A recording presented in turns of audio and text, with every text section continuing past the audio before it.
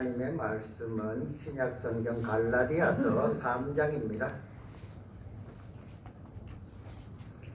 신약성경 갈라디아서 3장 13절과 14절.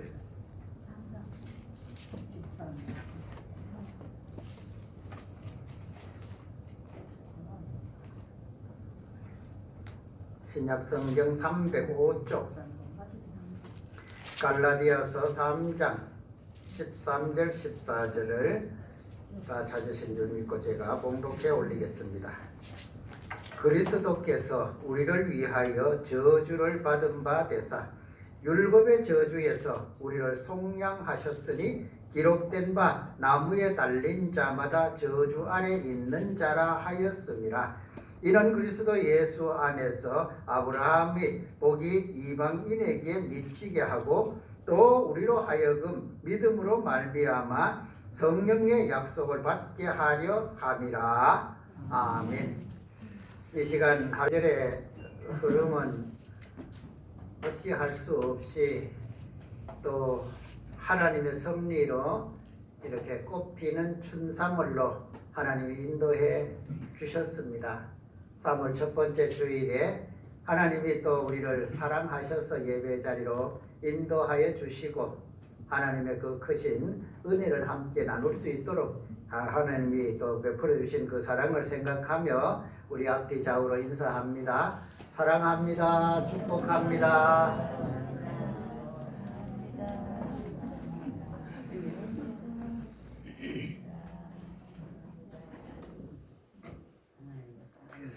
오늘부터 주일을 제외하고 40일 동안, 그러니까 주일을 뺀 40일간이 사순절 기간입니다.